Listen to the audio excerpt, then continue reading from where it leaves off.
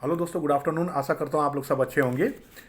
दोस्तों, live session के दौरान बहुत सारे व्यूअर्स स्टॉक के विषय में पूछते हैं। जो स्टॉक के विषय में मुझे पता रहता है, 6,000 से 7,000 स्टॉक है टोटल एनएससी बीएससी में। तो सारे स्टॉक को ट्रैक करना काफ़ी मुश्किल होता है दोस्तों। तो जो भी स्टॉक मुझे पता रहता है, मैं डायरेक्ट उनको इन्फॉर्म कर देता हूँ। और जो स्टॉक के विषय में मुझे पता नहीं रहता है, वो स्टॉक के विषय में मैं डिटेल रिसर्च करके एनालिसिस करके उसका वीडियो बना के डाल देता हूँ। इसी प्रोसेस में आज मैं सुराना सोलार लिमिटेड का वीडियो बनाने जा रहा हूं। वीडियो बिना स्किप किए देखिएगा, डिटेल आपको ये कंपनी का पता चल जाएगा और लास्ट में आप डिसाइड कर सकते हैं सारे सुनने के बाद कि आपको बाई करना है, सेल करना है या होल्ड करना है। तो आइए शुरू करते हैं सुराना सोलार का। दोस्तों, अभी तक आपने मेरा चैनल को सब्सक्राइब नहीं किया है तो प्लीज़ सब्सक्राइब कर दीजिएगा, ताकि ऐसे इन्फॉर्मेटिव और नॉलेजेबल वीडियो आपको मिलते रहे। आइए शुरू करते हैं बिना देरी किए सुराना सोलार लिमिटेड के विषय में। सुराना सोलार लिमिटेड सुराना समूह की एक प्रमुख कंपनी है। ये कंपनी पहले सुराना वेंचर्स लिमिटेड के नाम से जानी जाती थी। साल 2008 में कंपनी ने सौर ऊर्जा सोलार पावर व्यवसाय में कदम रखा और सौर पीवी मॉड्यूल के निर्माण सोलार पीवी मॉड्यूल के निर्माण पर ध्यान केंद्रित किया है कंपनी ने।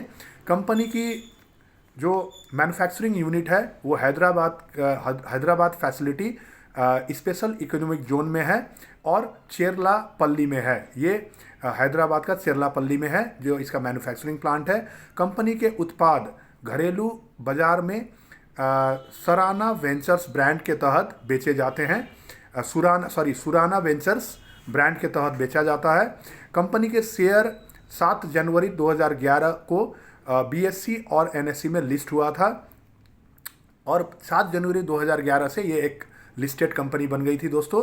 कंपनी ने 90 करोड़ रुपए के लागत से जर्मनी से 35 मेगावाट पीवी सेल लाइन स्थापित की है।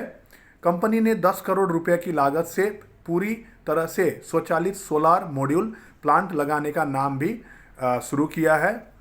तो ये कंपनी का एक उपलब्धि है, अचीवमेंट है। प्रोडक्ट्स, कंपनी के जो प्रोडक्ट्स हैं वो है solar panel, solar PV modules. तो ये दो प्रोडक्ट कंपनी सेल करती है, सोलार पैनल और सोलार पीवी मॉड्यूल। मैन्युफैक्चरिंग भी करती है और सेल भी करती है। तो कंपनी का प्रोजेक्ट जो है वो गुजरात तेलंगाना में है। गुजरात में है, तेलंगाना में है और कंपनी आने वाले दिनों में 2 स्टेट में अभी इसका प्रोजेक्ट चल रहा है, गुजरात और तेलंगाना में दोस्तों। और इसका जो आने वाले दिन में इसका जो योजना है, इसका जो प्लानिंग है वो कर्नाटक, आंध्र प्रदेश और तमिलनाडु में अपना कार्य विस्तार करने का इसका प्लानिंग है। गुजरात और तेलंगाना में 5 megawatt grid connected solar plant है। कंपनी कर्नाटक, आंध्र प्रदेश और तमिलनाडु में 30 मेगावाट पावर प्रोजेक्ट विस्तार करने जा रही है। तो दोस्तों, कंपनी का विजन काफ़ी बड़ा है, आने वाले दिन में एक्सपैंड काफ़ी अच्छा कर सकता है। तो दोस्तों, थोड़ा बहुत हम लोग कंपनी के विषय में सिनॉप्सिस एनालिसिस किए हैं। Company solar related product manufacture करती है और सेल करती है, सोलार पीवी मॉड्यूल और सोलार पैनल। तो ये 2 प्रोडक्ट जो है बेसिक प्रोडक्ट है कंपनी के, जो कंपनी मैन्युफैक्चर करती है। और गुजरात और तेलंगाना में इसका प्रोजेक्ट चल रहा है 5 मेगावाट का और आने वाले दिन में 30 मेगावाट का। ये 3 राज्यों में अपना विस्तार करने जा रही है, आंध्र प्रदेश, तमिलनाडु और गुजरात में। गुजरात और तेलंगाना में ऑलरेडी है और ये आंध्र प्रदेश, कर्नाटक और तमिलनाडु में एक्सपैंड करने जा रही है। तो दोस्तों, ये कंपनी के जो मैनेजिंग डायरेक्टर हैं उनका नाम है नरेंद्र सुराना। तो इन्हीं के नाम से ये सोलार कंपनी भी स्टार्ट किया गया। नरेंद्र सुराना इसके मैनेजिंग डायरेक्टर हैं। दोस्तों, ये सिनॉप्सिस जानने के बाद हम लोग को ये क्लियर हो गया कि कंपनी का प्रोडक्ट क्या है, कंपनी क्या करती है और आने वाले दिन में कंपनी का विजन क्या है, कंपनी कैसे विस्तार कर रही है, एक्सपैंड कर रही है। दोस्तों, आइए जानते हैं कंपनी का शेयर होल्डिंग पैटर्न क्या है। तो शेयर होल्डिंग पैटर्न में देखा जाए तो कंपनी का जो प्रमोटर के पास हिस्सेदारी है 42.89%, प्रमोटर के पास 42.89% है। एफआईआई वालों के पास, जो फॉरेन इंस्टीट्यूशनल इन्वेस्टर है, उनके पास 0.30% है, काफ़ी कम है।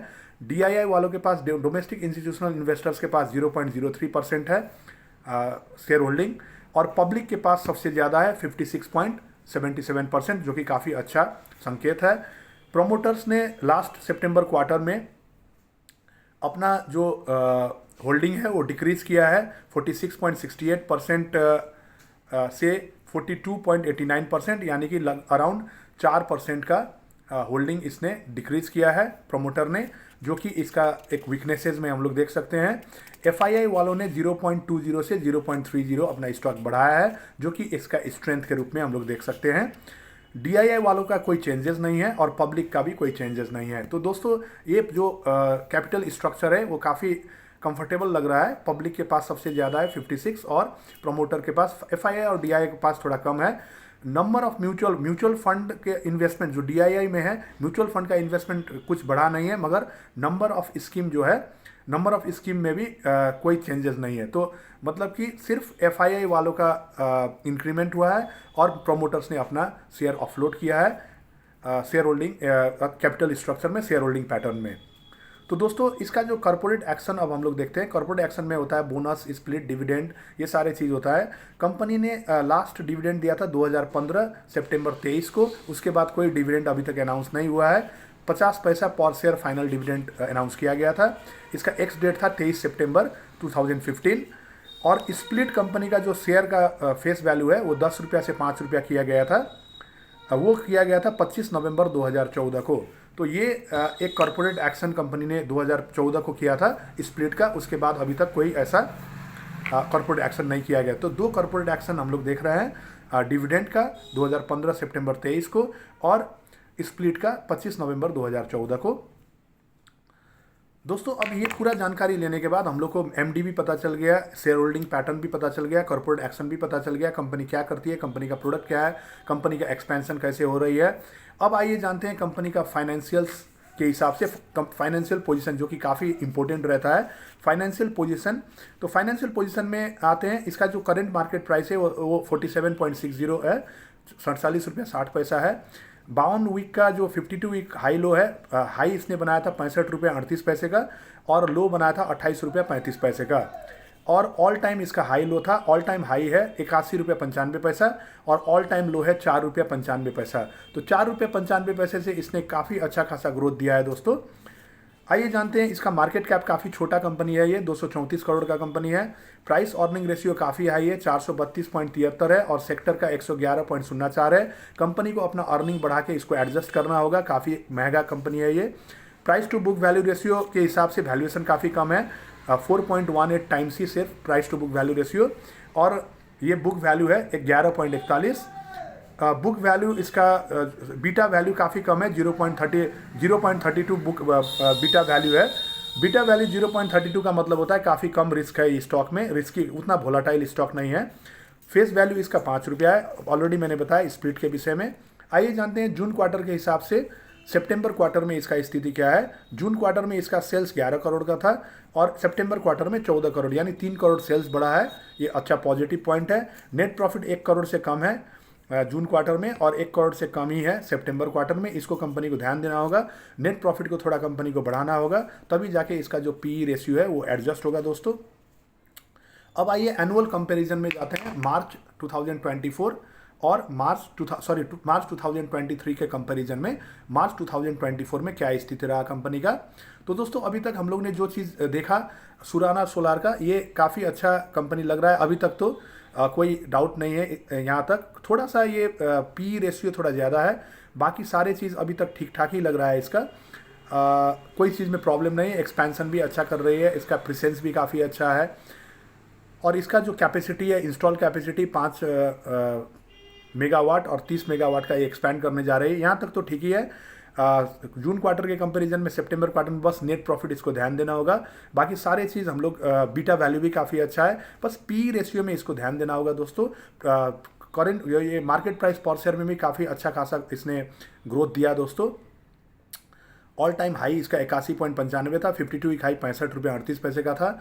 अभी थोड़ा करेक्ट हुआ है क्योंकि बाजार में गिरावट था, तो डेफिनेटली इसमें भी गिरावट आया होगा दोस्तों। अब जानते हैं लास्ट ईयर के कंपैरिजन में इस साल क्या परफॉर्मेंस रहा। Gross profit margin last year था 14.54%, इस साल 6.11, ये कम हुआ है, ये थोड़ा ख़राब है। Operating profit margin last year 8.30%, इस साल -4.67%, ये भी ख़राब है। Net profit margin last year 5.41%, इस साल 7.10% माइनस में, ये भी ख़राब है। Return on net worth last year 3.97% plus में और इस साल -2.24% जो कि खराब है। Return on capital employed last year 6.04% plus में, इस साल -1.46%, ये भी खराब है। Return on asset last year 3.84%, इस साल -2.13%, ये भी खराब है। करंट रेशियो काफ़ी ज़्यादा है, 2:1 का स्टैंडर्ड रेशियो, 2 से ज़्यादा नहीं होना चाहिए। लास्ट ईयर 19.61 था, इस साल थोड़ा कम है मगर एब्सोल्यूट फिगर में काफ़ी ज़्यादा है। तो कंपनी का वर्किंग कैपिटल मैनेजमेंट अच्छा नहीं है, इसको कंपनी को मैनेज करना होगा क्योंकि करंट एसेट में पैसा ब्लॉक होने का मतलब इसका इम्पैक्ट प्रॉफिटेबिलिटी में जो दिख रहा है प्रॉफिटेबिलिटी में, तो करंट रेशियो को कम करना होगा। क्विक रेशियो लास्ट ईयर था 10.87, इस साल थोड़ा कम है 7.24, मगर क्विक रेशियो का स्टैंडर्ड होता है 1:1, तो ये 1 से काफ़ी ज़्यादा है, इसको भी कंट्रोल करना पड़ेगा कंपनी को। कंपनी का कोई डेप्ट नहीं है, ये एक पॉजिटिव पॉइंट है दोस्तों, स्ट्रेंथ है कंपनी का। कंपनी नो डेप्ट में है, कंपनी के पास कोई डेप्ट नहीं है। इंटरेस्ट कवरेज रेशियो इसका काफ़ी अच्छा है, 32.12 टाइम्स है, और क्योंकि इसका डेप्ट ही नहीं है तो थोड़ा बहुत डेप्ट होगा, उसका इंटरेस्ट कवर ये कर रहा है। 14.31 टाइम्स है इस साल, तो इंटरेस्ट कवरेज रेशियो कंफर्टेबल है। Inventory turnover ratio last year था 2.37, इस साल बहुत कम हो गया है, 0.61 हुआ है, तो काफ़ी कम है। इन्वेंट्री टर्नओवर रेशियो जितना कम होता है उसका प्रॉफिटेबिलिटी पे उतना नेगेटिव इम्पैक्ट पड़ता है। इन्वेंट्री टर्नओवर रेशियो मतलब होता है कंपनी ने अपना इन्वेंट्री को सेल्स में कितने बार कन्वर्ट किया एक साल में, तो ये काफ़ी कम है इन्वेंट्री टर्नओवर रेशियो, इसको कंपनी को बढ़ाना होगा। असेट टर्नओवर रेशियो भी काफ़ी कम है, 0.66 लास्ट ईयर था, इस साल 0.30 है, तो इस कारण से भी इसका प्रॉफिटेबिलिटी में नेगेटिव इम्पैक्ट पड़ा है एनुअल परफॉर्मेंस में। तो दोस्तों कंपनी को नेट प्रॉफिट बढ़ाना होगा, प्लस ये gross profit margin, operating profit margin, ये सारे में ध्यान देना होगा, और स्पेशली इन्वेंट्री टर्नओवर रेशियो और करंट रेशियो ये भी खराब है। आइए जानते हैं अब कंपनी का वैल्यूएशन रेशियो, जो कि enterprise value divided by EBITDA है। इंटरप्राइज वैल्यू का फॉर्मूला होता है कैपिटल रिजर्व प्लस डेब्ट प्लस मार्केट कैपिटलाइजेशन, डेब्ट प्लस कैश रिजर्व, ये तीनों को जोड़ते हैं तो इंटरप्राइज वैल्यू आता है। और EBITDA के विषय में मैंने लाइव सेशन में भी एक लाइव सेशन का मेरा वीडियो सब देखेंगे, वहाँ पे नीचे एक EBITDA लिखा होगा, और मेरा वीडियो भी सर्च कर सकते हैं EBITDA का, ऑलरेडी मैंने वीडियो डाल दिया है, आप डिटेल उसका वहाँ से जाके देख सकते हैं दोस्तों। तो EV enterprise value divide by EBITDA valuation देता है। लास्ट ईयर था 13.63, इस साल है 144.48, काफ़ी महंगा कंपनी है ये। EV डिवाइड बाय EBITDA के हिसाब से भी, प्राइस अर्निंग रेशियो के हिसाब से भी, तो कंपनी के इसको ऊपर ध्यान देना होगा। प्राइस टू सेल्स रेशियो मतलब market capitalisation divide by sales ratio, ये भी वैल्यूएशन दिखाता है। 1.99 लास्ट ईयर था और इस साल है 8.86, तो थोड़ा नहीं, लगभग 4 गुना वैल्यूएशन बढ़ा है इसके हिसाब से भी। तो दोस्तों ये सारी चीज़ें एनालिसिस करने के बाद अब हम लोग कंक्लूजन में आते हैं सुराना सोलार का, कि अब इसका स्ट्रेंथ क्या है, वीकनेसेस क्या है, अपॉर्चुनिटीज़ क्या है और थ्रेट्स क्या है। तो आइए शुरुआत करते हैं स्ट्रेंथ से। कंपनी का स्ट्रेंथ पॉइंट में कंपनी का जो FII वालों ने जो अपना होल्डिंग बढ़ाया है वो स्ट्रेंथ है। क्वार्टरली जो सेल्स बढ़ा है वो स्ट्रेंथ है। बीटा वैल्यू काफ़ी कम है, वो भी स्ट्रेंथ है कंपनी का। Price to book value ratio 4 times है, वो भी कंफर्टेबल पोजीशन में, ज़्यादा महंगा नहीं है price to book value ratio के हिसाब से। 5th नंबर कंपनी का जो है प्रमोटर्स जो हैं वो काफ़ी मतलब एक्सपीरियंस लगते हैं, और कंपनी का जो विस्तार होने वाला है वो भी कंपनी का एक स्ट्रेंथ है। कंपनी का प्रोडक्ट काफ़ी क्वालिटेटिव है, तो ये भी एक स्ट्रेंथ पार्ट है कंपनी का। अब आइए जानते हैं वीकनेसेस। तो वीकनेसेस ज़्यादा फाइनेंशियल पार्ट में है। आपका इसका जो gross profit margin, annual performance margin काफ़ी कम है, वो ध्यान देना पड़ेगा। प्रमोटर अपना होल्डिंग को बेच रहे हैं, ये भी वीकनेसेस है। कंपनी का PE रेशियो, ये भी वीकनेसेस है, इसको बनाना होगा कंपनी को। कंपनी का इन्वेंट्री टर्नओवर रेशियो वीक है। कंपनी का करंट रेशियो वीक है, करंट रेशियो को भी संभालना होगा। क्विक रेशियो वीक है, वैल्यूएशन काफ़ी ज़्यादा है। तो ये सारे चीज़ वीकनेसेस में हम लोग पॉइंट आउट किए हैं दोस्तों। अब आइए जानते हैं अपॉर्चुनिटी। कंपनी के पास डिमांड का खजाना है, डिमांड बहुत ज़्यादा है सोलार एनर्जी का, और आने वाले दिन में एनर्जी का क्राइसिस हो सकता है, इसके वजह से कंपनी का डिमांड काफ़ी अच्छा डिमांड कैटर कर सकता है। यदि कंपनी अपने आप को स्ट्रॉन्ग बनाए तो डेफिनेटली कंपनी आने वाले दिन में डिमांड को कैटर कर सकता है, इसलिए कंपनी अपना विस्तार भी कर रही है। आने वाले दिन में आंध्र प्रदेश, कर्नाटक और तमिलनाडु में 30 मेगावाट का। तो ये कंपनी को ये समझना होगा कि नेट प्रॉफिट जब तक नहीं बढ़ेगा, जब तक कंपनी स्ट्रांग नहीं होगा, ये आने वाले दिन में कंपटीटर से कम्पीट नहीं कर सकता है और आने वाले दिन में अपना जो सोच है वो पूरा नहीं कर सकता है। तो कंपनी को अपना स्ट्रेंथ बढ़ाने के ऊपर ध्यान देना होगा, इंटरनल मैनेजमेंट काफ़ी अच्छा करना होगा, फाइनेंशियल मैनेजमेंट भी।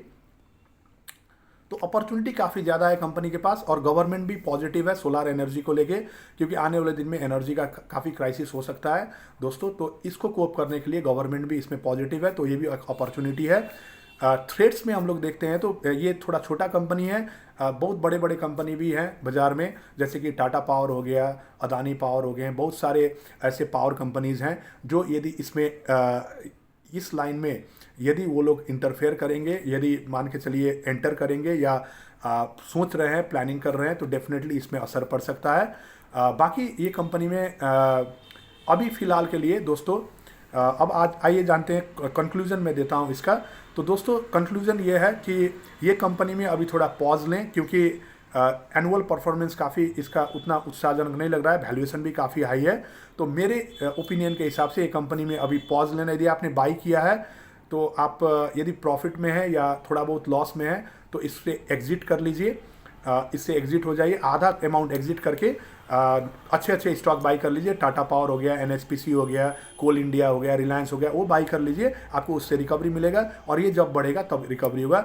इसमें एंट्री तब कर सकते हैं आप जब इसका क्वार्टरली परफॉर्मेंस, एनुअल परफॉर्मेंस का ग्राफ ऊपर ऊपर जाए, तभी जाके आप इसको बाइंग करें। ये मेरा ओपिनियन है दोस्तों, रिकमेंडेशन नहीं है। जो भी मेरे वीडियो है सारी नॉलेजेबल और इन्फॉर्मेटिव वीडियो है। बाकी आप उसको बाई करना, सेल करना, एग्जिट करना एक बार आपने ब्रोकर और कंसल्टेंट से भी एडवाइस ले सकते हैं। तो दोस्तों आशा करता हूँ ये वीडियो आपको पसंद आया होगा।